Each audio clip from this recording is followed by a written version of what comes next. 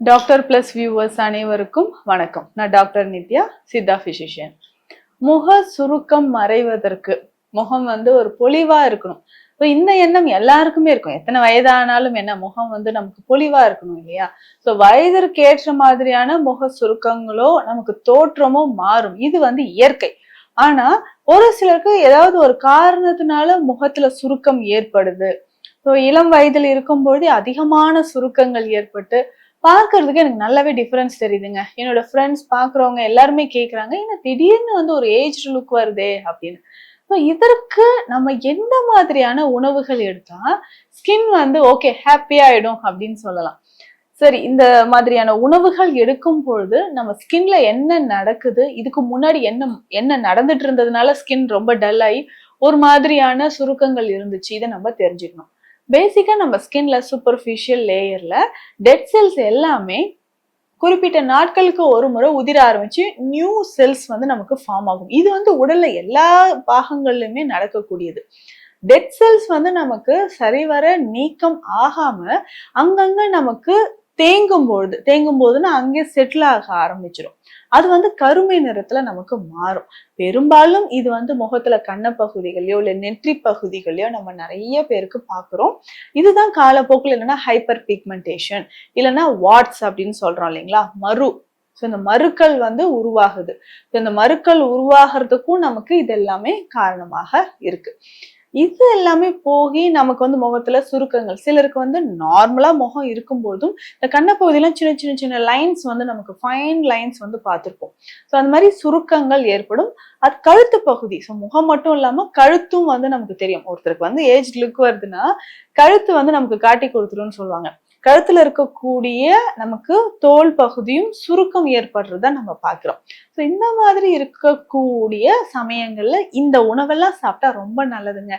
ஸ்கின்ல நமக்கு dead cells இருக்காது.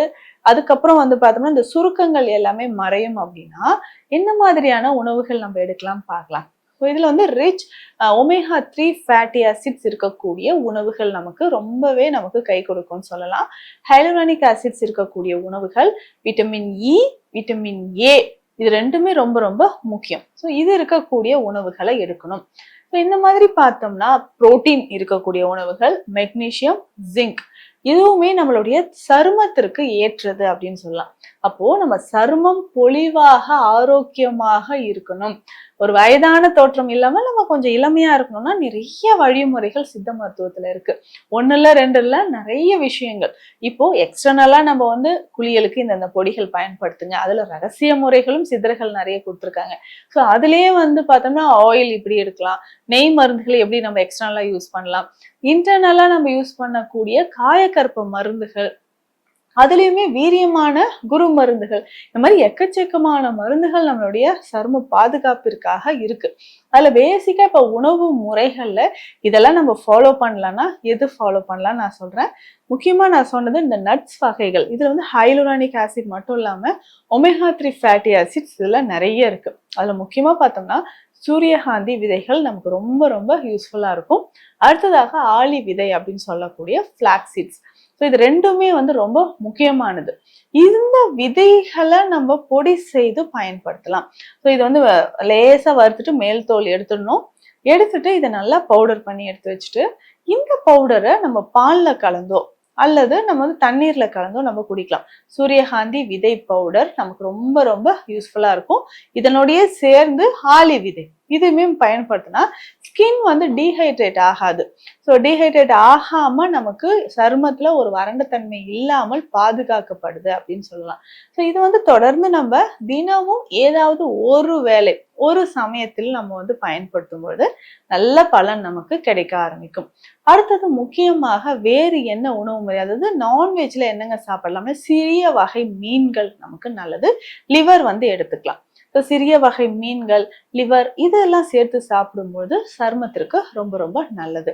அதற்கு அடுத்ததாக ஃப்ரூட்ஸ், இது ரொம்ப ரொம்ப முக்கியங்க. நீங்க எதுவுமே சாப்பிடலாம்னு பரவாயில்ல, தினமும் இந்த 2 ஃப்ரூட்ஸ் இல்ல 2 ஜூசஸ் நம்ம குடிக்கும்போது நம்ம சருமம் ரொம்ப ரொம்ப ஆரோக்கியமாக இருக்கும். டெட் செல்ஸ் எல்லாமே மறைய ஆரம்பிச்சு ஒரு பொலிவான சருமம் நமக்கு கிடைக்குது. விட்டமின் சி நிறைஞ்சிருக்கக்கூடிய பழங்களை நம்ம சாப்பிடணும். அதுல முக்கியமாக பார்த்தோம்னா நமக்கு எலுமிச்சை, ஆரஞ்சு, அதுக்கப்புறம் கருப்பு திராட்சை, நெல்லிக்காய், இது எல்லாமே நம்ம பயன்படுத்தும் பொழுது சருமத்திற்கு ரொம்ப ரொம்ப நல்லது. இன்னைக்கெல்லாம் நம்ம வந்து பார்ப்போம், ஃபேஸ் பேக்லனாவே ஒரு ஆரஞ்சு போட்டிருப்பாங்க. ஸோ ஆரஞ்சு தோல் வந்து பவுடரா கிடைக்குது. ஸோ ஆரஞ்சுல இருக்கக்கூடிய சத்துக்கள் இதுல இருக்கு. ஸோ அது எல்லாமே நம்ம பயன்படுத்தும் பொழுது சருமம் பொலிவாக இருக்கும். இன்டர்னலா உள்ளுக்கு இருக்கக்கூடிய நமக்கு கழிவுகளும் வெளியேற ஆரம்பிக்குது அப்படின்னு சொல்லலாம். ஸோ தொடர்ந்து இதை நம்ம வந்து பயன்படுத்தும் பொழுது சருமம் பொலிவாக இருக்கும்.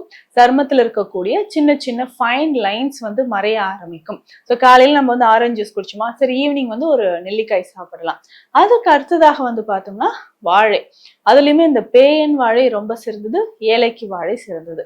இதை வந்து நம்ம பயன்படுத்தும் பொழுது உடல்ல நிறைய மாற்றங்கள் வந்து தெரிய ஆரம்பிக்கும். மாற்றங்கள் அப்படின்னா சருமத்தில் மாற்றங்கள் நிறையவே தெரிய ஆரம்பிக்கும். இதுல முக்கியமாக சித்த மருத்துவத்தில் நம்ம எக்ஸ்டர்னலா பயன்படுத்தக்கூடிய சில வகையான ஃபேஸ் பேக் என்ன அப்படின்றத பார்க்கலாம்.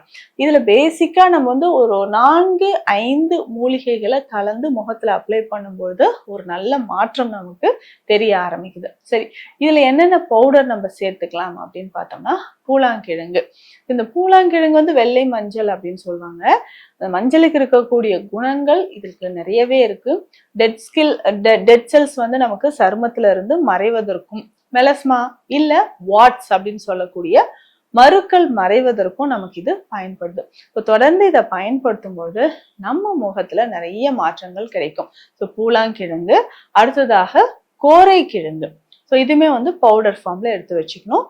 மஞ்சிஷ்டி, நன்னாரி, வசம்பு பொடி, கஸ்தூரி மஞ்சள், இது எல்லாமே சேர்த்து நம்ம முகத்துல அப்ளை பண்ணிக்கிட்டே வரணும். ஸோ இது எல்லாமே சேர்த்து எல்லாமே சம அளவு எடுத்துக்கணும். ஸோ ஈக்குவல் அமௌண்ட் எடுத்து கொஞ்சம் தேன், பன்னீர் விட்டு நல்லா கலந்து ஃபேஸ்ல அப்ளை பண்ணிடணும். ஸோ ஃபேஸ்ல அப்ளை பண்ணதுக்கு அப்புறம் ஒரு அரை மணி நேரம் கழித்து நம்ம வாஷ் பண்ணிட்டு கொஞ்சம் ஸ்டீம் எடுக்கணும். ஸோ வாரம் 3 முறையாவது ஸ்டீம் எடுக்கும் பொழுது கொஞ்சம் கொஞ்சமாக முகத்துல நமக்கு நிறைய மாற்றங்களானது தெரிய ஆரம்பிக்கும். முகம் வந்து சருமம் பொலிவாகவும் சின்ன சின்ன ஃபைன் லைன்ஸ் இல்லாம கிளியரான ஒரு ஃபேஸ் வந்து நமக்கு கிடைக்க ஆரம்பிக்கும். இதுலயுமே முக்கியமா பார்த்தோம்னா ரொம்ப டேண்ட்ரஃப் இல்லாம, ஆயிலி ஸ்கின் இல்லாம, ஸ்கேல்ப்லயும் வந்து ரொம்ப ஆயில் இல்லாம பார்த்துக்கணும். ஸோ அந்த வந்து நமக்கு முகத்துல அந்த ஆயில் படும்போதும் டேண்ட்ரஃப் இருந்ததுன்னா சருமத்துல பாதிப்பை ஏற்படுத்தும். அதையும் நம்ம கேர்ஃபுல்லா பார்த்துக்கணும். ஸோ ஒரு நாளைக்கு போதுமான அளவு தண்ணீர், நல்ல உறக்கம், அதுக்கப்புறம் டிப்ரெஷன் இல்லாம நம்ம லைஃப்பை மெயின்டைன் பண்ணிக்கிட்டே வந்தோம்னா கொஞ்சம் கொஞ்சமாக முகத்துல இருக்கக்கூடிய இந்த சருமத்துல இருக்கக்கூடிய பாதிப்புகள் நமக்கு மறைய ஆரம்பிக்குது. ஸோ இந்த பதிவில் நம்ம சருமம் பொலிவாக இருப்பதற்கும், சுருக்கங்கள் இல்லாம இளமையோடு இருக்க உணவு முறைகள் என்ன, மருந்து முறைகள் என்னன்றதை பார்த்தோம். மீண்டும் அடுத்த பதிவில் சந்திக்கலாம். நன்றி.